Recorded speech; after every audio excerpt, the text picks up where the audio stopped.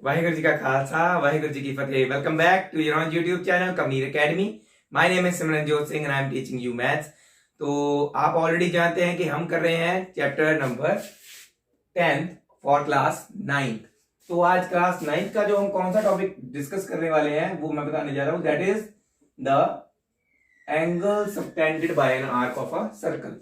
तो मैंने ये ऑलरेडी आई थिंक सो बताया भी होगा स्टार्टिंग में कि एक आर्क के द्वारा बनाया गया सेंटर की तरफ या सर्कल की तरफ बनाए गए एंगल को angle subtended by that arc कहते हैं।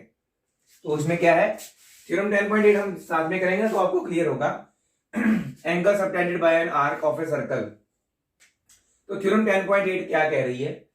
द एंगल, मैं बोलता हूं आप लिख लेना।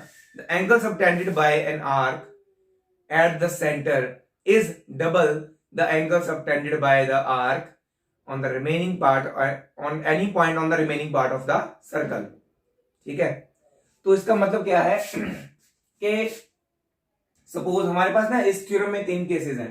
वेरी वेरी इंपॉर्टेंट थ्योरम है, पेपर में आ जाती है 3 या 4 नंबर में, तो आपने ये कर लेनी है। थोड़ा फिगर मैं स्मॉल बनाऊंगा बिकॉज जगह भी चाहिए हमें इसको सॉल्व करने के लिए। तो हमें इसके लिए 3 सर्कल चाहिए, 3 केसेस होंगे एक्चुअल में। ठीक है, first case, second case and third case मैं साथ साथ में बताता भी जाऊंगा किस केस में क्या डिफरेंस है।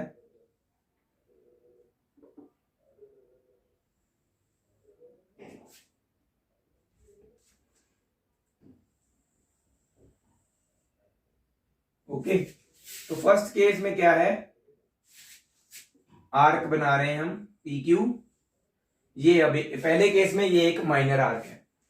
तो क्या है theorem? The angle subtended by the arc at the centre, इस आर्क के द्वारा सबटेंड किया गया एंगल कहां पे सबटेंड किया गया? Towards the centre of the circle की तरफ बनाया गया जो एंगल है, मतलब कि ये एंगल इज डबल, किससे डबल है? Is double the angle subtended by the arc at any point on the remaining part of the circle.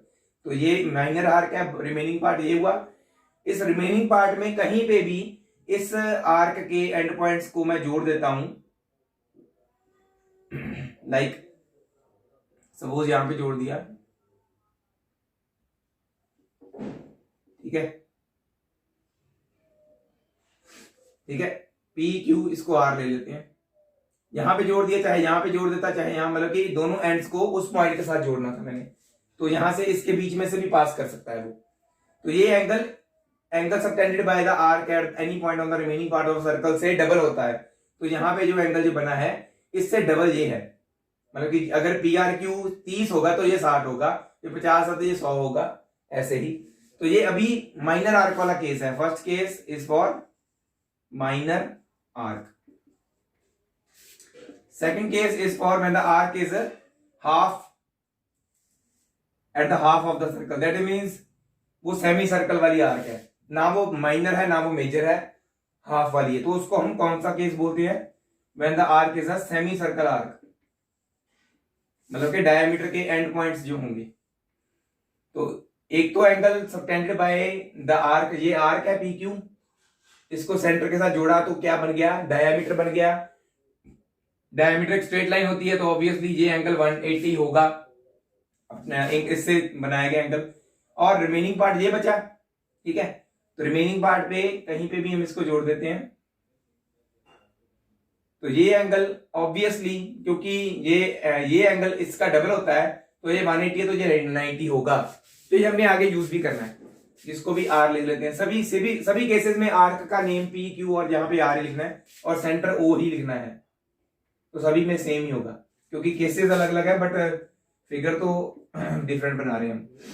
तीसरी आ जाएगी major arc. P Q arc जो है अब मेजर आर्क लेनी है अपनी।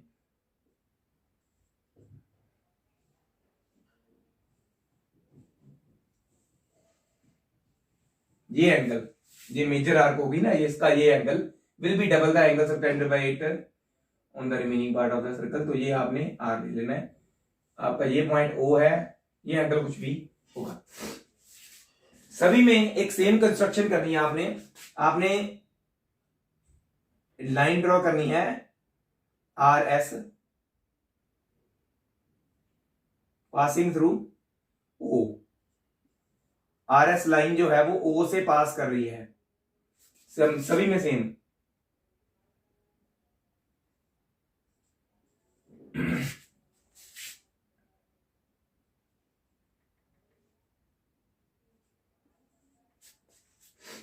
ठीक है, और सभी में एक और चीज हमने सेम क्या लिखनी है, जब ये ऐसे निकल रही है तो ये क्या कर रही है असल में, it is dividing the angles in something, कि ये दोनों एंगल्स को हमने 1 और 2 लिख लेना है, और ये वाला 3 और ये वाला 4, इन दोनों को 5 और 6 लिख देना है। ये वाला एंगल POS एंड QOS 5 और 6 लिख लिया, 1 2 3 और 4 आपको दिख रहे हैं। यहाँ पे 1 इसको लिखना है, यहाँ पे इसको 2 लिखा था, यहाँ पे भी इसको 2 लिखना है, इसको हमने 3 लिखा था ROQ को, तो यहाँ पे भी 3, और OQR को हमने 4 लिखा था, यहाँ पे भी 4, इसको 5 और इसको 6। सेम थर्ड वाले में भी 1 2 3 4 5 एंड 6। ठीक है, तो इसमें क्या गिवन है हमें, गिवन क्या है, अ सर्कल गिवन हमें विथ सेंटर O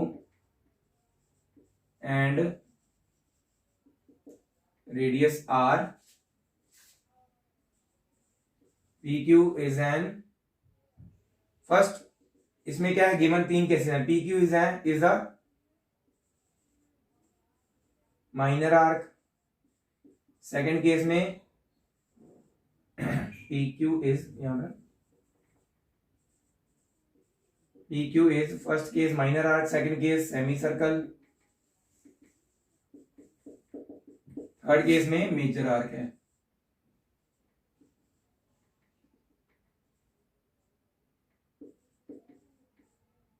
ठीक, बस टू प्रूव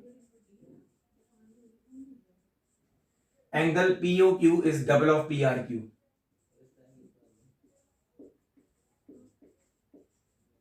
तीनों केसेस में ये सेम चीज प्रूव होगी।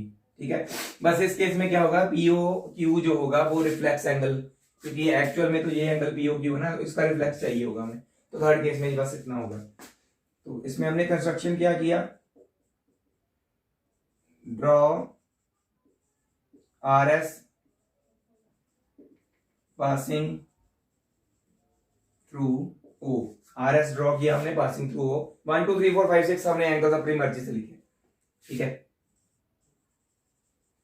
Proof, since OR and OP are, या फिर ऐसे बोलो कि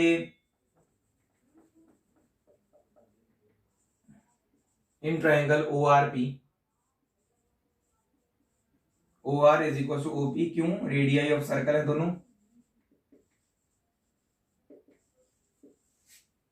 इसके कारण क्या होगा, OR और OP, आइसोसेलेस ट्राइंगल की प्रॉपर्टी की थी हमने, OR और OP दो साइड्स इक्वल है, इनके ऑपोजिट वाले एंगल्स 1 और 2, OR के ऑपोजिट 2 एंगल है, OP के ऑपोजिट 1 एंगल है, तो ये अगर साइड्स इक्वल है किसी ट्राइंगल की तो उसके ऑपोजिट एंगल्स भी इक्वल होते हैं, इसके ऑपोजिट ये वाला, इसके ऑपोजिट ये वाला, तो 1 और 2 एंगल्स इक्वल होंगे, therefore angle 1 is equal to angle 2, these are the angles opposite to equal sides of a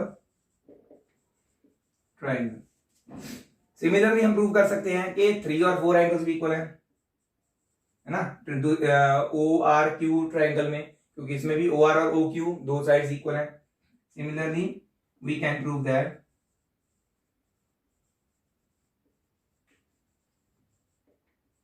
angle 3 is equal to angle 4, तो ये हमने यूज करना है, इसको ले लो इक्वेशन 1, इसको 2। नेक्स्ट, अब दोबारा फिर एंगल ROP में देखना हमने, again in triangle ROP bye exterior angle theorem, तो इसका जो RO आगे बढ़ के RS पे जा रही है, एक्सटीरियर एंगल 5 हुआ और ऑपोजिट इंटीरियर एंगल्स 1 और 2 हुए, तो हमने एक थ्योरम ये भी की थी कि exterior angle is equal to sum of opposite to interior angles. तो एक्सटीरियर एंगल थ्योरम यहाँ पे लगेगी, angle 5 is equal to angle 1 plus 2। From equation 1 और 2 बराबर है, तो हमने 2 की जगह पे 1 लिखना है, क्योंकि हमें एंगल 1 और 3 दोनों चाहिए पी आर क्यू बनाने के लिए।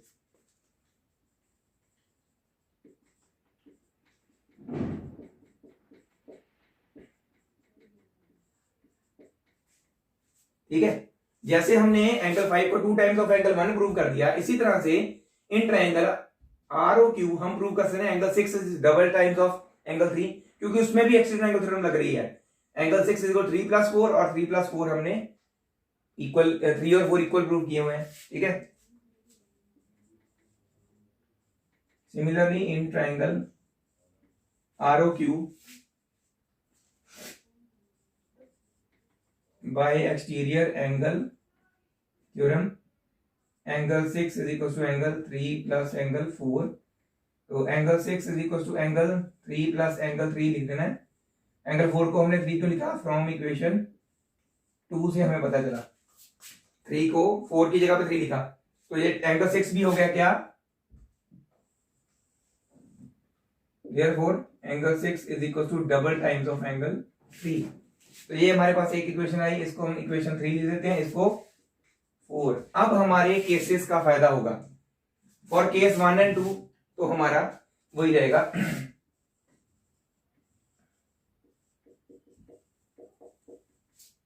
For case 1 and 2 equation 3 plus equation 4, equation 3 और 4 को ऐड करने पे क्या होगा, angle 5 plus angle 6 is equal to 2 times of angle 3 plus 2 times of angle 1। ठीक है ना, 1 और 3, 2 times of angle 1 plus 2 times of angle 3। 5 और 6 मिलके क्या बन रही है, एंगल पीओ क्यू। 2 कॉमन आ रहा है, एंगल 1 प्लस एंगल 3।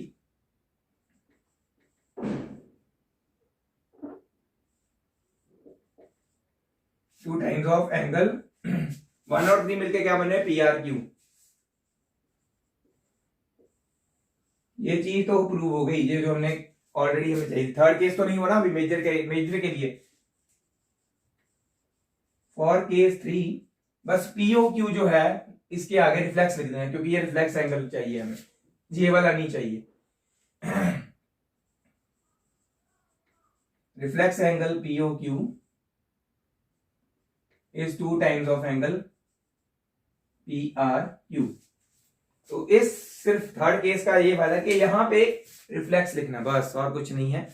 तो ये था आपका आज का जो हमने किया, क्या, थ्योरम 10.8। तो इसे आप फटाफट से कर लीजिए नोट डाउन, बहुत ही इजी और सिंपल है, बट क्या है कि इंपॉर्टेंट है, इसलिए आपने इसको ध्यान से करना है। फिर भी अगर आपको नहीं समझ में आ रही होगी तो आप मुझे पूछ सकते हैं मेरे व्हाट्सएप नंबर पे मैसेज करके। तो इसे फटाफट से कर लीजिए नोट डाउन। नेक्स्ट थ्योरम जो है उस पर मूव ऑन करते हैं। तो इसी के साथ चलते हैं हमारी नेक्स्ट थ्योरम पे। तो आज की लगता है वीडियो में हमारी थ्योरम्स ही कर पाएंगे हम। नेक्स्ट वीडियो में हम एग्जांपल्स करेंगे, वो थोड़ी बड़ी है इसलिए फिर मैंने वीडियो ज्यादा बड़ी ना करने का सोचा। तो आज की जो हमारी नेक्स्ट थ्योरम है 10.9, इसमें क्या है, angles in same segment of a circle are equal. तो सेगमेंट क्या हुआ, जो अगर ऐसे होता है ना कि ये एक सर्कल में ऐसे कॉर्ड ड्रॉ कर दो तो ये 2 सेगमेंट्स में टूट जाता है, माइनर और मेजर। सेम सेगमेंट में मतलब क्या है कि यहां से एक एंगल मैंने ये बना दिया, इसके दोनों मतलब के कॉर्ड के एंड पॉइंट्स को टच करता हुआ एक एंगल, और यहीं से मैंने एक और एंगल ये बना दिया। एक छोड़ो कितने भी एंगल सेम साइड पे, मतलब कि एक सेगमेंट की अपर साइड है मेजर साइड, एक माइनर साइड है, तो मैं मेजर साइड में ही इन दोनों एंड पॉइंट्स को मैं सर्कल के किसी भी पॉइंट के साथ जोड़ता जाऊं एंगल बनाने के लिए, तो क्या होगा, वो एंगल्स होंगे, आप सभी एंगल्स आपस में इक्वल होंगे। एक छोड़ दो, दो छोड़ो, 3, 5, 10, 15, 20 जितने भी बना सकते हो आप ऐसे। यहां से भी मैं ऐसे बना दूंगा तो वो 3 एंगल भी इक्वल होंगे। ये देखो ऐसे ना, यहां पे एक पॉइंट सपोज मैंने ले लिया, तो ये एंगल भी इन दोनों एंगल्स के बराबर होगा, तीनों एंगल्स बराबर होंगे। ठीक है, तो ये चीज कैसे आई, अभी अभी हमने थ्योरम 10.8 पढ़ी, जिसमें इसको सेंटर में ना ऐसे एक इसका सेंटर तो हो गई, तो हम इसको ऐसे जोड़ देते हैं। समझाने के लिए करवा रहा हूं, ये इसका प्रूफ नहीं आता। इसको सेंटर के साथ जोड़ देते हैं, इसको नहीं देते हैं P और Q, बाकी A, B और C ले लेते हैं। अभी अभी हमने 10.8 थ्योरम में पढ़ा कि angle subtended by the arc at the centre is double the angle subtended bye it on any part remaining part of the circle. तो इसका मतलब क्या हुआ, angle POQ should be double of angle PAQ, और यही angle POQ double होना चाहिए PBQ का भी, और यही एंगल POQ हो सकता है 10.8 थ्योरम के अकॉर्डिंगली PCQ के बराबर भी। तो सभी angles double of the same angle हैं। तो दैट मीन्स अगर हम तीनों को कंपेयर करें आपस में तो 2 अगर कैंसिल हो जाएगा, दैट मीन्स ये तीनों एंगल्स आपस में भी बराबर है, क्योंकि ये double of the same angle है 10.8 थ्योरम के अकॉर्डिंगली। तो दैट मीन्स तीनों एंगल्स PAQ, PBQ और PCQ, तीनों एंगल्स सेम सेगमेंट में, सेम एक ही पोर्शन में बनाए मैंने, तो ये तीनों इक्वल हैं। हाँ, अगर मैं इसी एंगल से नीचे वाली सेगमेंट में बनाता हूं तो ये जो एंगल बनेगा ये इनके इक्वल नहीं होगा, इन ऊपर वाले एंगल्स के इक्वल नहीं होगा, क्योंकि ये दूसरी सेगमेंट में आ गया ना, नीचे वाली सेगमेंट में आ गया, माइनर सेगमेंट में आ गया। वो सारे एक ही सेगमेंट में, मेजर में, सभी सर्कल के ऊपर टच कर रहे हैं। ठीक है, तो ये उसके अकॉर्डिंगली ये तीनों एंगल इक्वल है। तो इसका मतलब अभी मुझे बार बार प्रूव करने की जरूरत नहीं पड़ेगी, जहां पर भी सेम सेगमेंट में से दो एंगल्स बन रहे होंगे ना, सर्कल को टच कर रहे होंगे, उन दोनों एंगल्स को मैं इक्वल लिख सकता हूं डायरेक्ट यूजिंग दिस थ्योरम। ठीक है, तो ये थ्योरम भी आप कर लीजिए नोट डाउन। नेक्स्ट थ्योरम मैं बोलूंगा और साथ साथ में समझाऊंगा भी। ओके, तो इसे आप फटाफट से नोट डाउन कर लीजिए। तो इसी के साथ नेक्स्ट जो हमारी थ्योरम है 10.10, उसके और मूव ऑन करते हैं। तो क्या है theorem? If a line segment joining 2 points subtends equal angles at the other 2 points lying on the same side of the line, अगर किसी लाइन सेगमेंट में से कोई भी ऐसे PQ लाइन सेगमेंट है, उससे ऐसे दो एंगल्स बन रहे हैं, एक ये बन रहा है, ठीक है, एक ये बन रहा है, सपोज दो एंगल्स बन गए। अगर ये दोनों एंगल्स इक्वल हैं आपस में, क्या दिया उन्होंने, on the same side line containing the line segment the 4 points lie on the circle, तो क्या होगा कि ये चारों पॉइंट्स A, PAB और PBQ, PAQ और PBQ दो एंगल्स बन रहे हैं, तो ये चार पॉइंट्स हो गए PA, B एंड Q, ये चारों पॉइंट सर्कल के ऊपर लाया करेंगे, ऐसा उनका कहना है।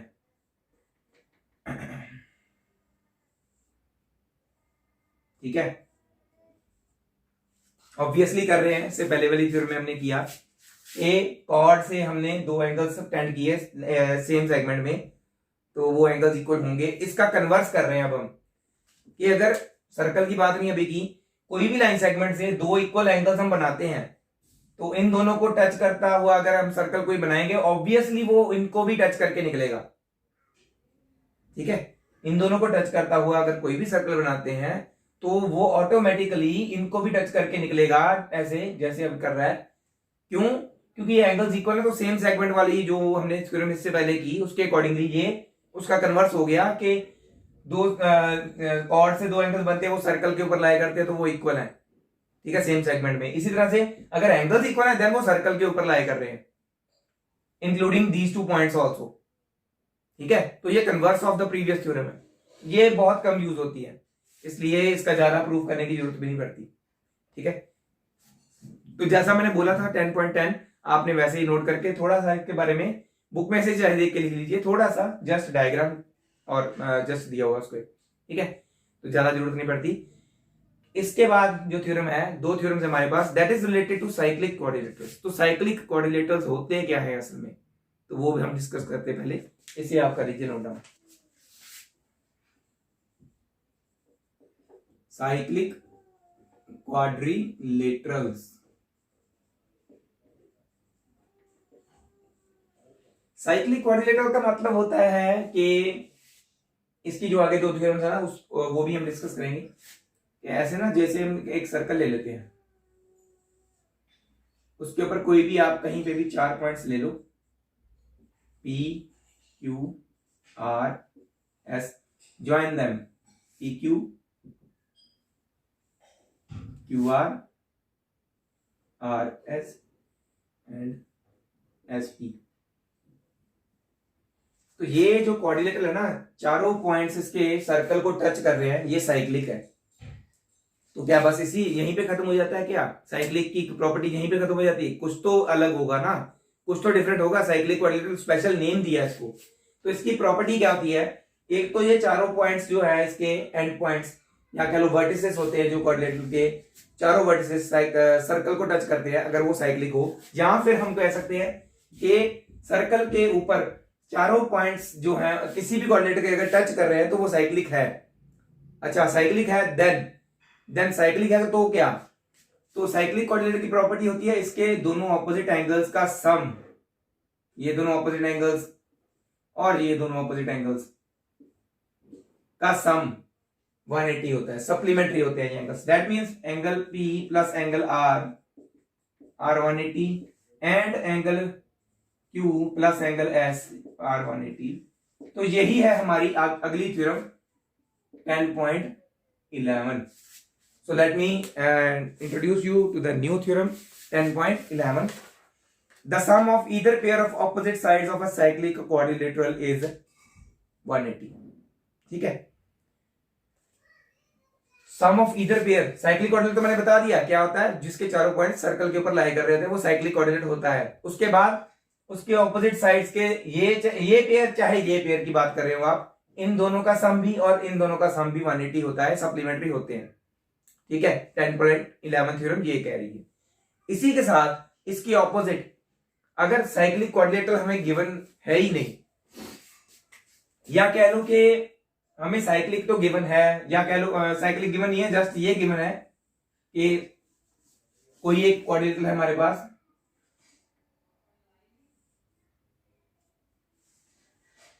सपोज ये क्वाड्रिलेटरल है। ठीक है, हमें सिर्फ ये गिवन है angle A plus angle C is equal to 180 है, ये गिवन है हमें। और एंगल B प्लस D चाहे ये गिवन है, दोनों में से कुछ भी गिवन हो, और लिख देता हूं इन दोनों में से कुछ भी गिवन हो, चाहे ये गिवन हो चाहे ये गिवन हो, तो इसकी जो हमने 10.11 थ्योरम पढ़ी उसका जस्ट कन्वर्स क्या है? किसी भी क्वाड्रिलेटरल के अगर ऑपोजिट एंगल्स का सम 180 है तो वो साइक्लिक है। तो दैट मींस क्या होगा कि इसके चारों पॉइंट सर्कल के ऊपर लाई कर रहे होंगे, A B C और D।